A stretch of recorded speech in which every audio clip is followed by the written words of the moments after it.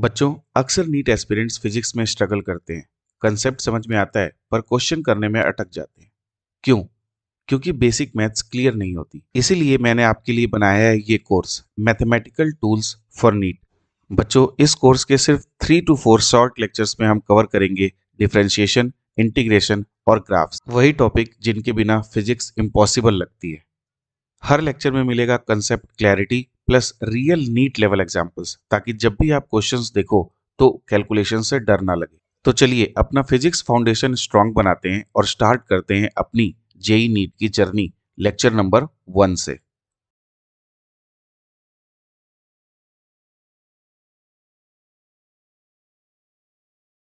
तो बच्चों, आपका स्वागत है इस कोर्स के फर्स्ट लेक्चर में, जिसका नाम है डिफरेंशिएशन।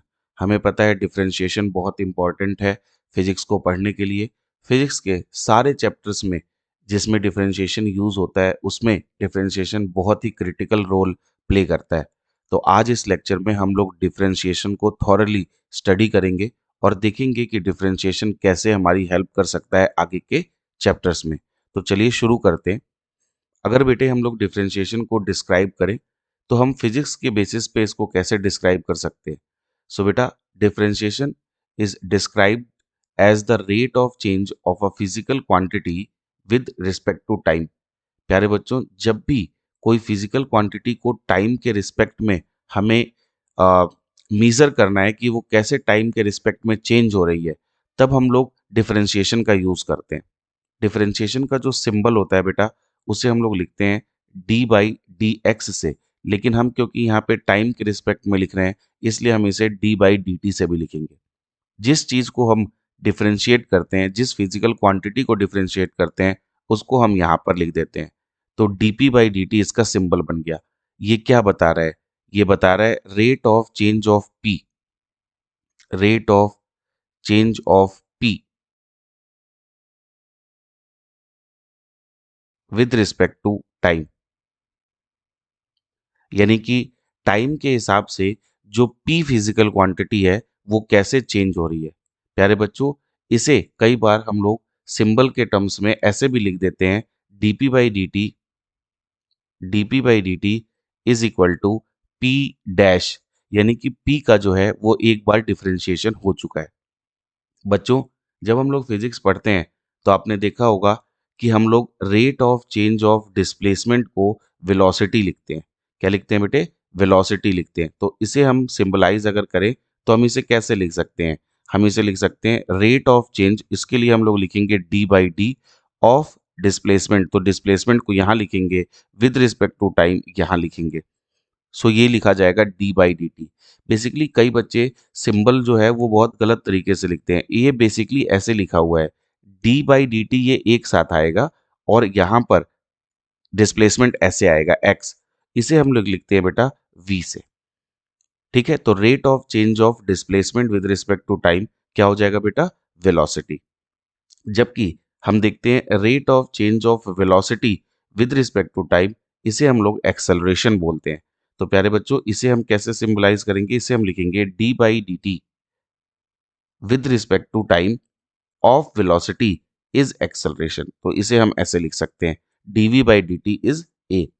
ऐसे बहुत सारे एग्जाम्पल्स है बेटा, जहां पर हम लोग इस चीज को यूज करेंगे कि हम किसी एक फिजिकल क्वांटिटी को चेंज करें और उसका रेट ऑफ चेंज टाइम के रिस्पेक्ट में डिफरेंशिएशन से हम लोग निकालें।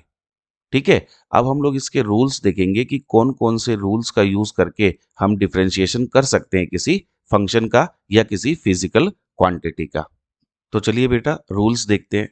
जो रूल नंबर 1 है बेटा, जो हम यूज करते हैं, ये रूल सबसे ज्यादा यूज होता है, वो है d by D T of t to the power n.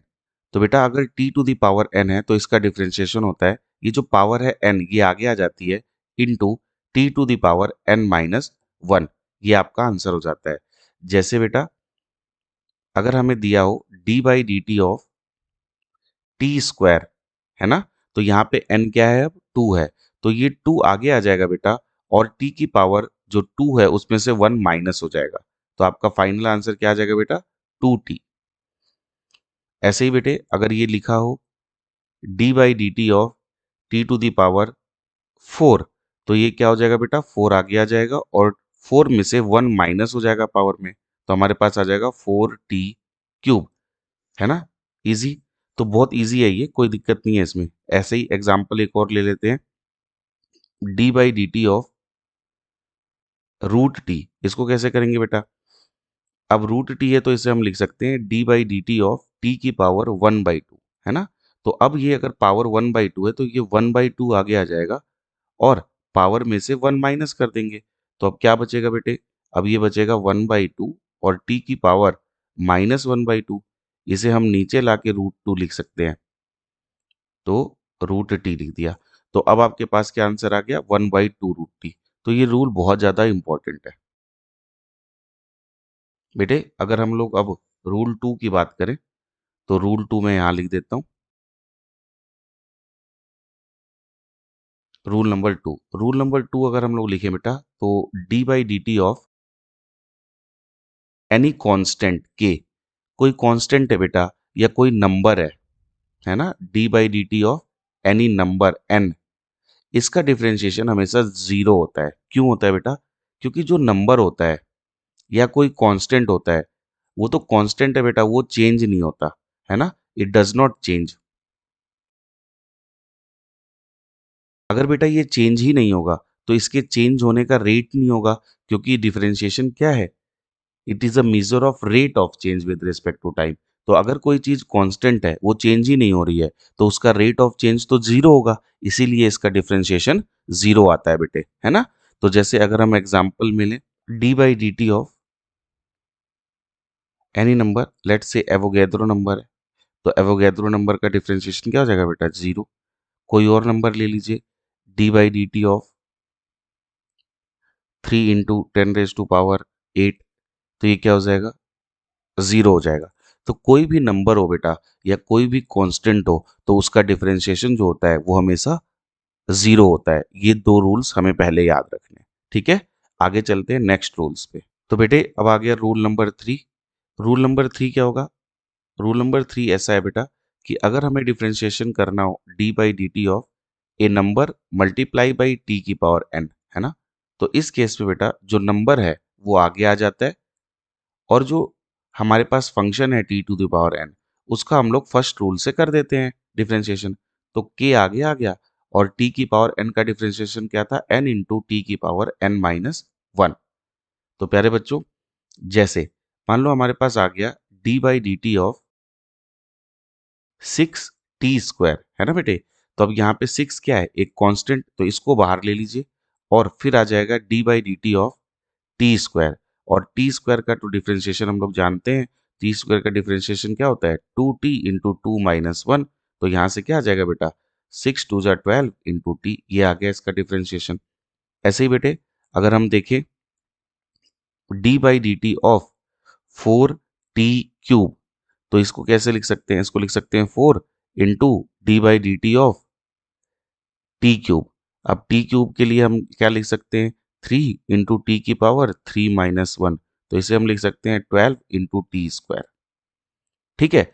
तो बेसिकली इसको अगर आप ध्यान से देखें तो इसमें क्या हो रहा है बेटा, इसमें ऐसा कुछ हो रहा है कि जैसे मान लो D by D T of 3 T की पावर 3 है, तो इसमें हमें करना क्या है, इसमें बेसिकली हमें ये करना है बेटा कि ये जो पावर है ये इससे मल्टीप्लाई हो रही है और दोनों मल्टीप्लाई होके आगे आ जा रहे हैं, तो 3 × 3 = 9, और ये जो पावर है इस पावर में से 1 माइनस हो जा रहा है, 1 माइनस हो जा रहा है, तो 9 × टी की पावर 2, यही हमारा आंसर आने वाला है। अगर हम रूल के हिसाब से भी देखें तो 3 पहले बाहर आएगा, उसके बाद 3 × टी की पावर 3 - 1 होगा, तो आप घूम फिर के देखेंगे तो यही आएगा।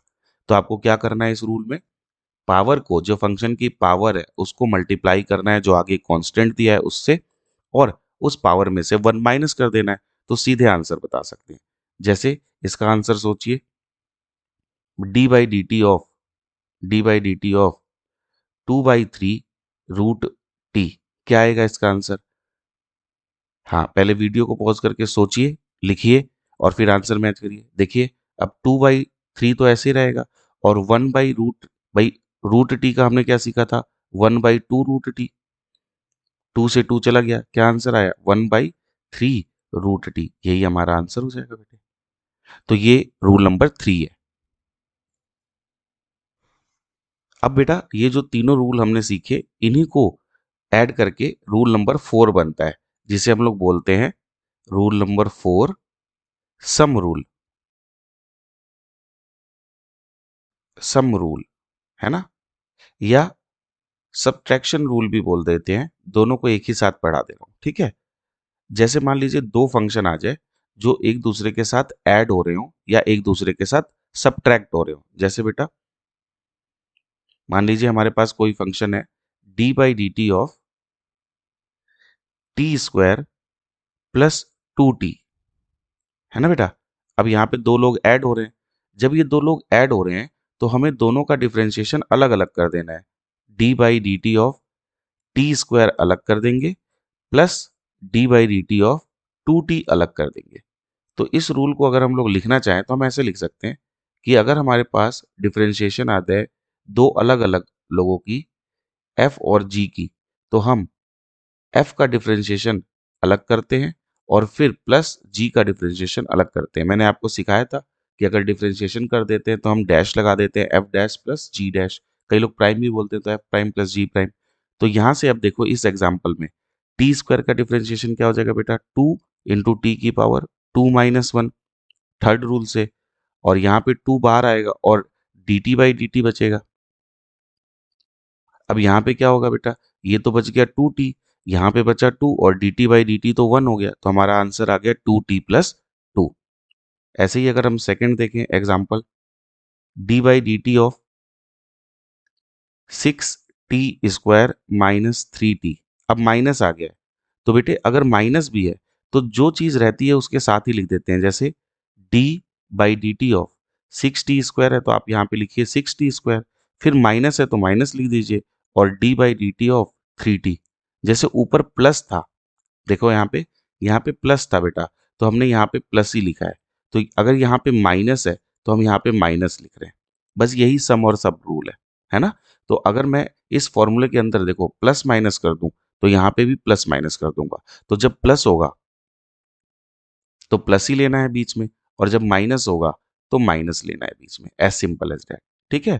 तो यहाँ से क्या आ जाएगा बेटा, अब ध्यान से देखो, यहाँ से आ जाएगा 6t², तो 6 × 2 = 12, और t -3t का सिर्फ 3 बचेगा क्योंकि dt/dt तो 1 होने वाला है ना। एक और एग्जांपल देख लेते हैं। जैसे बेटे अगर आ गया d/dt of 4√t plus 3t², है ना, ये आ गया। वीडियो पॉज करिए, एक बार खुद सॉल्व करने के लिए ट्राई करिए। चलिए, आई होप आपने किया। अब देखिए अगर हम इसको लिखें 4√t, तो 4 तो ऐसे ही रहेगा, और रूट टी का होता है बेटा 1/2√t, अभी हमने निकाला 2-3 बार, प्लस 3 ऐसे रहेगा, और t² का क्या हो जाएगा बेटा 2t। तो यहाँ से क्या आंसर आने वाला है, 2 × 2 = 4, तो 2/√t और प्लस 6t, तो ये हमारा आंसर हो गया।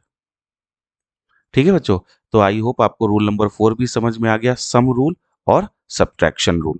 अब हम चलते हैं बेटा रूल नंबर 5 पे। तो रूल नंबर 5 में मैं आपको कुछ कॉम्बिनेशन ऑफ फंक्शंस के आंसर बताऊंगा कि d/dt ऑफ e⁻t क्या होता है। तो e⁻t, अब ये e एक्सपोनेंशियल फंक्शन है, तो e⁻t का डिफरेंशिएशन बेटा सेम होता है, इसमें कोई चेंज नहीं होता, e⁻t का डिफरेंशिएशन e⁻t ही रहेगा। सेकेंड है बेटा d/dt ऑफ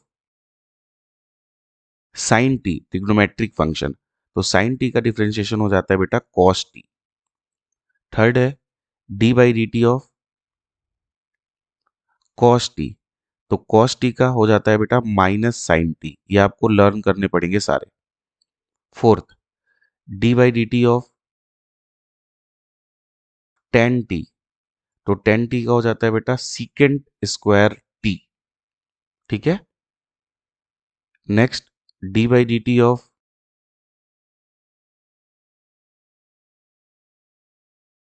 लॉग टी, तो लॉग टी का हो जाता है बेटा 1/t।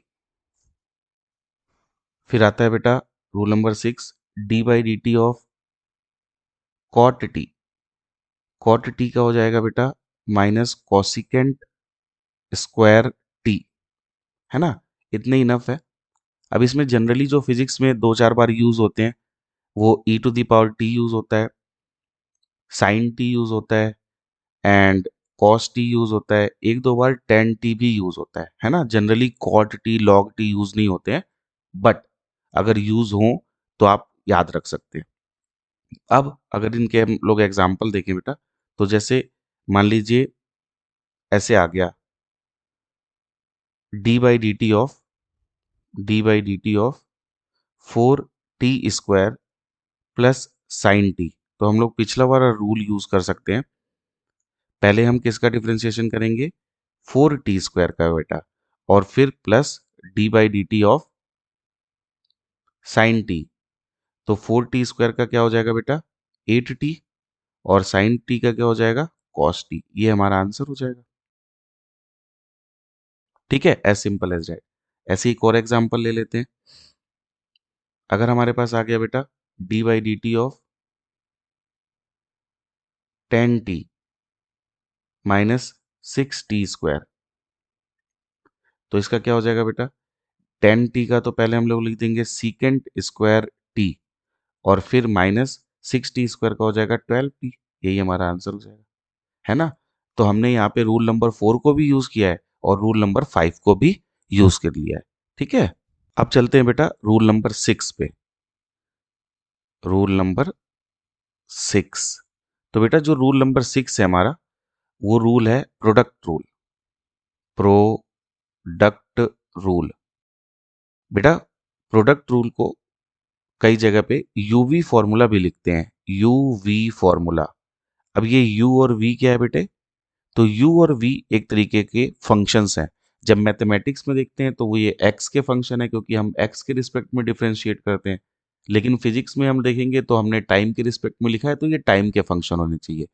तो u भी एक फंक्शन ऑफ टाइम है और v भी एक फंक्शन ऑफ टाइम है।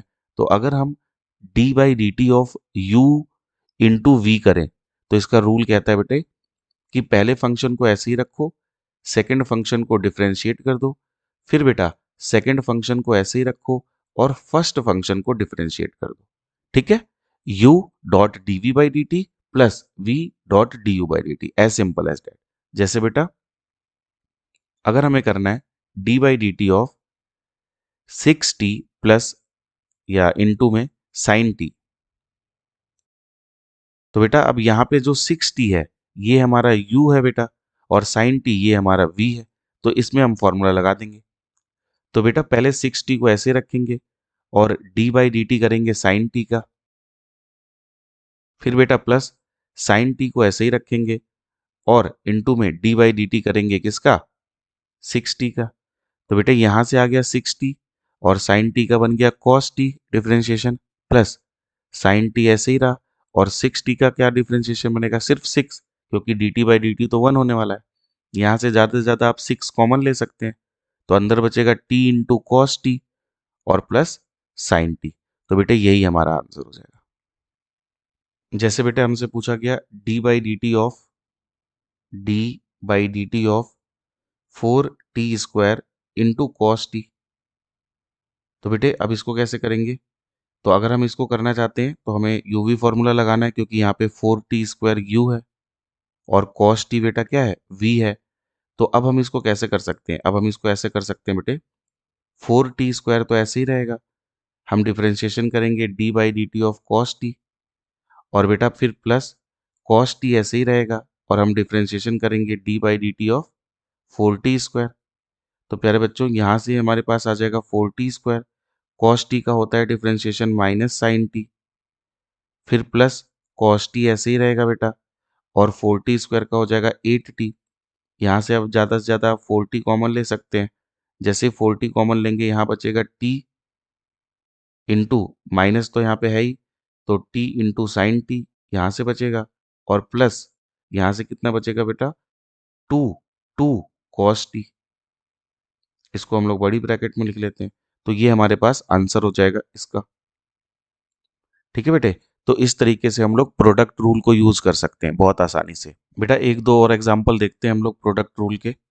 तो मान लीजिए एक और एग्जांपल हम लोग ले लेते हैं डी/dt ऑफ 6t² इंटू में e⁻t। तो बेटे क्या आ जाएगा, 6t² ऐसे ही रहेगा, d/dt आ जाएगा e⁻t, फिर बेटा प्लस e⁻t ऐसे ही रहेगा, और d/dt आ जाएगा 6t² का। तो प्यारे बच्चों 6t² ऐसे ही रहा, e⁻t का डिफरेंशिएशन तो हमें पता है e⁻t ही रहता है, फिर e⁻t ऐसे ही रहा, और 6t² का हो जाएगा बेटा 12t। तो यहाँ से अब हम लोग क्या क्या कॉमन ले सकते हैं, एक तो e⁻t कॉमन ले लेते हैं, तो अंदर बचेगा 6t² और प्लस में 12t। आप चाहो तो 6t और बाहर ले सकते हो, जैसे ही 6t और बाहर ले लोगे तो यहाँ पे क्या बचेगा t, और यहाँ पे क्या बचेगा 2। As simple as that. तो यही हमारा आंसर हो जाएगा बेटे। ठीक है, एक और एग्जांपल देखते हैं, d/dt of sine t into cos t, इसका क्या आएगा बेटे। तो अगर sine t into cos t करें तो इसका आ जाएगा बेटा साइन टी ऐसे ही रहेगा, और d/dt कॉस टी करेंगे, फिर माइनस या प्लस प्लस ही आएगा, और कॉस टी ऐसे ही रहेगा, और d/dt साइन टी करेंगे। प्यारे बच्चों साइन टी ऐसे ही रहा, कॉस टी का बन गया माइनस साइन टी, तो एक और साइन टी लिख देता हूँ और माइनस यहाँ पे बाहर ले आता हूँ, फिर प्लस कॉस टी ऐसे ही रहा, और साइन टी का बना कॉस टी। तो बेसिकली ये क्या बन गया बेटा, cos square t minus sine square T. तो मेरे ख्याल में cos square t minus sine square T कोई आइडेंटिटी बनती है, ये शायद कॉस 2t बनती है, but I am not sure. तो ये आप लोग देख लीजिएगा और लिख लीजिएगा अगर ये आइडेंटिटी बन जाती है, cos square t minus sine square t is equal to cos 2t। ठीक है, तो ये हमने दो और एग्जाम्पल देख लिए किसके, प्रोडक्ट रूल के। अब हम लोग चलेंगे बेटा अपने नेक्स्ट रूल पे, जिसका नाम है डिवीजन रूल या कोशेंट रूल भी कहते हैं उसे। तो बेटे अब हम लोग आ गए हैं अपने नेक्स्ट रूल पे, और इस रूल को हम लोग बोल रहे हैं बेटा डिवीजन रूल। डिवीजन रूल, कुछ लोग इसे कोशेंट रूल भी बोलते हैं बेटा। इस केस में क्या होगा, अब आपके पास दो फंक्शन होंगे जो डिवाइड हो रहे होंगे, यानी कि u/v। इस केस में बेटा क्या होता है, जो v है उसका तो हम स्क्वायर करके नीचे रख देते हैं, फिर v को ऐसे रखते हैं और u का डिफरेंशिएशन करते हैं टाइम के रिस्पेक्ट में, फिर माइनस u को ऐसे रखते हैं और v का डिफरेंशिएशन करते हैं टाइम के रिस्पेक्ट में। इसमें आपको ध्यान रखना है कि ये जो फर्स्ट टर्म है हमारी, इसको इधर ही रखना है और सेकंड टर्म को इधर ही रखना है, और बीच में माइनस आएगा। आप सेकंड और फर्स्ट को रिप्लेस नहीं कर सकते, मतलब u into d v by D t minus v into d u by D t नहीं कर सकते। ठीक है, इस चीज का ध्यान रखिएगा। हालांकि ये रूल बहुत ज्यादा फिजिक्स में यूज नहीं होता है, बट फिर भी आपको आना चाहिए। जैसे अगर हम डी बाई डी टी बेटा sine T by cos T देखें, sine T by cos T, तो हमें तो ये पता है कि D by D T of 10t है ना, लेकिन चेक करते हैं इससे हमारा आंसर आ रहा है कि नहीं। अब देखिए यहाँ पर v क्या है हमारे पास, कॉस टी, तो इसको लिख देंगे हम कॉस स्क्वायर टी, फिर कॉस टी हमारा ऐसे ही रहेगा बेटा, और हम डी बाई डी टी करेंगे किसका, साइन टी का, फिर माइनस साइन टी ऐसे ही रहेगा बेटा, और डी बाई डी टी किसका करेंगे, कॉस टी का। प्यारे बच्चों यहाँ से हमारे पास आ गया कॉस टी, साइन टी का अगेन होता है cos t minus sine T, और कॉस टी का होता है माइनस साइन टी, वो माइनस इस वाले माइनस को प्लस कर देगा अपॉन में कॉस स्क्वायर टी। अब बेटे देखिए ऊपर बन गया sine square T plus cos square T, वो 1 हो जाएगा, और नीचे बचा क्या, कॉस स्क्वायर टी। 1/कॉस स्क्वायर टी क्या लिख सकते हैं, सीकेंट स्क्वायर टी लिख सकते हैं, क्योंकि 1/कॉस सीकेंट होता है। तो 1/कॉस अगर सीकेंट होता है तो हम लिख सकते हैं यहाँ पे 1/कॉस स्क्वायर टी बराबर सीकेंट स्क्वायर टी। और यहाँ पे clearly D by D T ये किसका था, 10t का, और हमने 10t का देखा भी था क्या होता है, सीकेंट स्क्वायर टी। तो हमने रूल को एक तरीके से वेरीफाई भी कर लिया, और इसको एक एग्जाम्पल के तौर पे भी देख लिया, है ना। तो आई गेस आपको डिवीजन रूल भी क्लियर हो गया होगा। नेक्स्ट एग्जाम्पल देखते हैं बेटे। नेक्स्ट एग्जाम्पल हम ले लेते हैं d by D T of T by sine T. अगर आप चाहते हैं एक बार इसको ट्राई करना तो आप ट्राई करिए, फिर आप वापस आके देखना आपका आंसर सही है कि नहीं। तो अब इसमें u क्या है बेटा, t है, और v क्या है, साइन टी। तो मैं नीचे लेने वाला हूँ साइन स्क्वायर टी, या इसे साइन टी का होल स्क्वायर भी कह सकते हैं। अब बेटा साइन टी ऐसे ही रहेगा और डी बाई डी टी किसका होगा, टी का, फिर माइनस टी ऐसे ही रहेगा और डी बाई डी टी किसका होगा, साइन टी का। तो प्यारे बच्चों साइन टी ऐसे ही रहा, D T by D T ये तो वन हो गया, माइनस टी ऐसे ही रहा और साइन टी क्या बन गया बेटे, कॉस टी। नीचे क्या बना है हमारे पास, साइन स्क्वायर टी। तो ऊपर हमारे पास आ गया बेटा sine t minus cos t, ये तो कोई आइडेंटिटी तो बन नहीं रही है, इंटू टी अपॉन में साइन स्क्वायर टी। तो यही हमारा आंसर हो जाएगा बेटा। ठीक है, तो इस तरीके से हम लोग कर सकते हैं। एक और ले लेते हैं example, d by D T of E to the power t by cos t. अगर हम इसका करना चाहते हैं डिफ्रेंसिएशन, तो बेटे नीचे आ जाएगा हमारे पास क्या, कॉस स्क्वायर टी। आप मेरे साथ साथ करिए तभी सब्जेक्ट समझ में आएगा, देखने से सब्जेक्ट नहीं समझ में आता है। कॉस टी ऐसे ही रहा, D by D T of E to the power T, फिर minus E to the power T ऐसे ही और D by D T of cos T. प्यारे बच्चों कॉस टी ऐसे ही रहा, E to the power T का डिफ्रेंशिएशन सेम रहता है, E to the power same रहेगा और कॉस टी का माइनस साइन टी बन जाएगा, ये साइन टी इसको प्लस बना देगा, अपॉन में नीचे आएगा कॉस स्क्वायर टी। अब ज़्यादा से ज़्यादा आप यहाँ पे E to the power T common ले सकते हैं, तो ऊपर बचेगा क्या, cos T plus sine T और नीचे क्या बच गया बेटा, कॉस स्क्वायर टी। तो कॉस स्क्वायर टी यही हमारा आंसर हो जाएगा। तो देखा डिवीजन रूल भी टफ नहीं है, बिल्कुल आसान है, आसानी से किया जा सकता है, कोई प्रॉब्लम इसमें नहीं है। अब हम चलने वाले हैं अपने नेक्स्ट रूल पे, जो कि डिफरेंशिएशन का सबसे इंपॉर्टेंट रूल है और सबसे ज्यादा यूज होता है फिजिक्स में इसी रूल का, जिसे हम बोलते हैं बेटा चेन रूल। तो चलिए पढ़ते हैं चेन रूल। चेन रूल के जो क्वेश्चन है बेटे वो दो तरीके से आते हैं, उनको हम दो केसेस में पढ़ेंगे। जैसे केस वन, इसमें आपसे पूछा जाता है बेटा D Y by D X, यानी rate of change of Y with respect to x.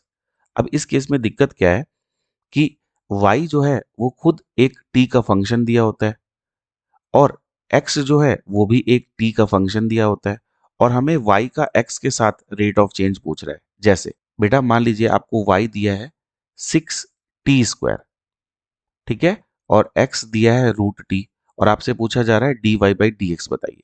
तो इसमें क्या करते हैं बेटा, इस dy बाई डी एक्स को हम लोग तोड़ के लिख देते हैं। यानी कि हम क्या करेंगे, पहले y का t के रिस्पेक्ट में डिफरेंशिएशन करेंगे और x का t के रिस्पेक्ट में डिफरेंशिएशन करेंगे और x वाले को पलट के लिख देंगे। तो बेसिकली यहाँ पे सिंबॉलिकली dt से dt चला जाएगा और आपको dy बाई डी एक्स मिल जाएगा। तो इसको इस तरीके से करते हैं, जैसे कि अब देखो यहाँ पे y बराबर 6t² है, तो हम इसको लिख सकते हैं dy बाई डी टी, ये कितना आ जाएगा 12t, है ना। फर्स्ट रूल हमने सेकंड रूल इसमें यूज कर लिया। और हमारे पास x बराबर √t है, तो हमें ये भी पता है कि dx बाई डी टी कितना आने वाला है, ये 1/2 √t आने वाला है। तो ये दोनों हमें मिल गए। अब अगर हमसे बोला जाता है कि find dy by D x, तो अब हम क्या कर सकते हैं, आसानी से लिख सकते हैं कि भैया dy बाई डी एक्स की जो वैल्यू है वो बराबर होगी dy by D T into में dt बाई डी एक्स।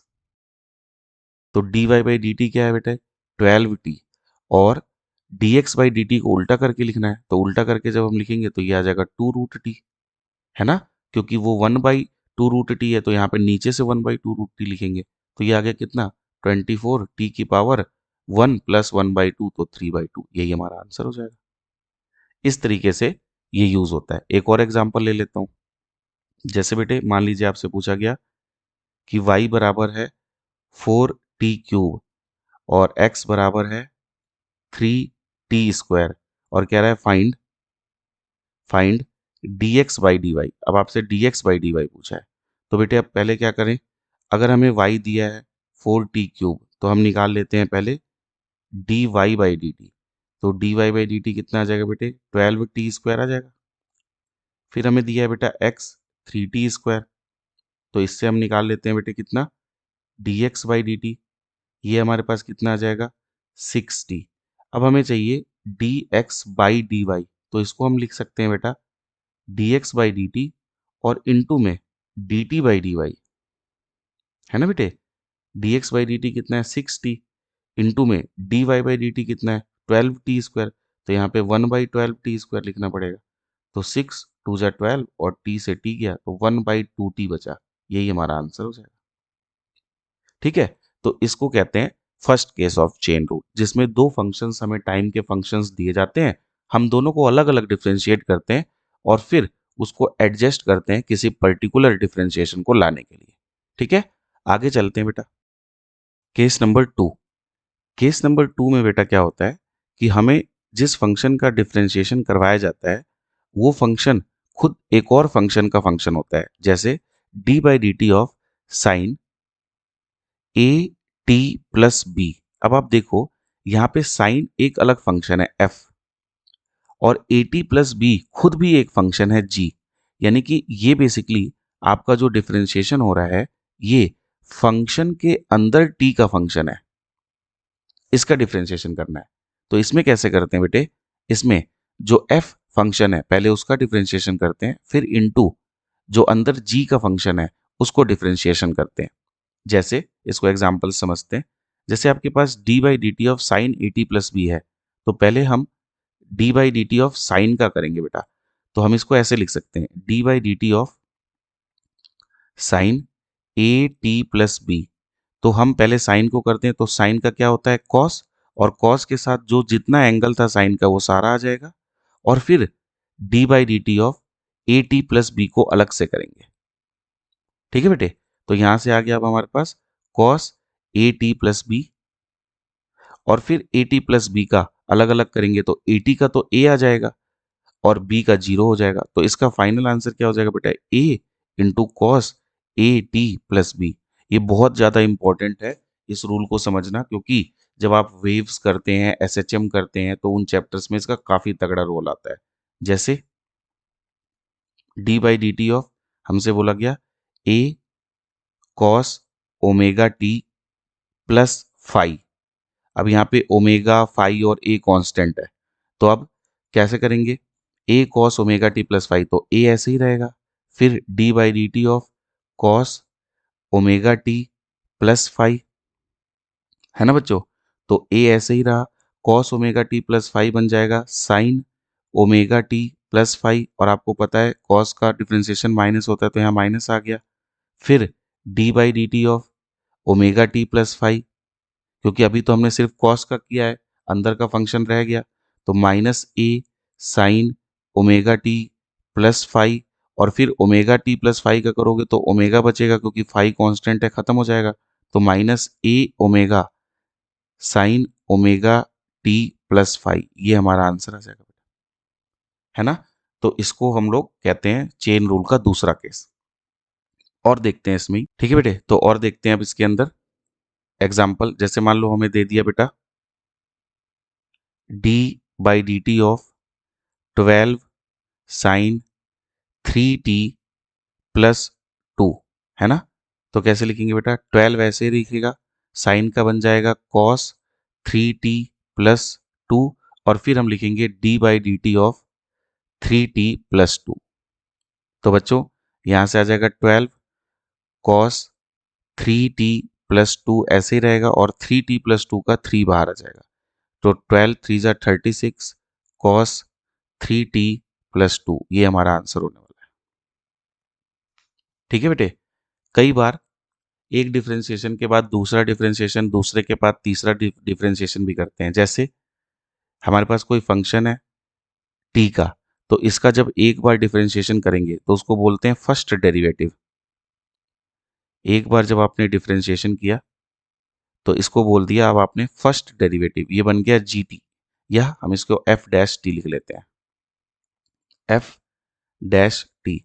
इसे बोला जाता है बेटा फर्स्ट डेरिवेटिव, फर्स्ट डेरिवेटिव। और फिर इसका दोबारा डिफरेंशिएशन जब हम करते हैं, नेक्स्ट सेकंड डिफरेंशिएशन, एक बार फिर से इसको डिफरेंशिएट कर दें तो ये बन जाएगा एफ डबल डैश टी। इसे बोला जाता है बेटा second derivative, and so on, ऐसे ही चलता रहता है, कितनी बार भी डिफरेंशिएशन किया जा सकता है, जब तक लास्ट में जीरो ना आ जाए या तो वो फिर तो रुक ही जाएगा आपका डिफरेंशिएशन, है ना। जैसे बेटा मान लीजिए आपका आ गया 6t³ plus 2t² minus 6t, ये आपका फंक्शन है। तो इसका जब आप पहली बार डिफरेंशिएशन करेंगे डी बाई डी टी, एक बार पहली बार डिफरेंशिएशन कर रहे हैं, तो ये बनेगा आपका 18t प्लस 4t माइनस 6। फिर इसका आप सेकेंड बार डिफरेंशिएशन कर रहे हैं बेटा, सेकेंड बार, सेकेंड डेरिवेटिव, वो बनेगा 18t प्लस 4। आप चाहें तो तीसरी बार कर सकते हैं, तो अब आपका आ जाएगा 18। ये आपका थर्ड डेरिवेटिव हो गया। ठीक है, तो इस तरीके से डेरिवेटिव्स चलते रहते हैं। अब ये 18 के बाद करोगे तो जीरो आ जाएगा, फोर्थ डेरिवेटिव उसका, तो उसका आप कोई फायदा नहीं है। ठीक है, तो ये भी एक तरीके की चेन है ना। तो आई होप आपको डिफरेंशिएशन के जो टॉपिक्स हैं, जो रूल्स हैं, वो अच्छी तरीके से समझ में आ गया होगा इस फर्स्ट लेक्चर में। अगर आपको अच्छा लगा है लेक्चर, तो लेक्चर को लाइक करिए, चैनल को सब्सक्राइब करिए और ये कोर्स पूरा देखना बेटा।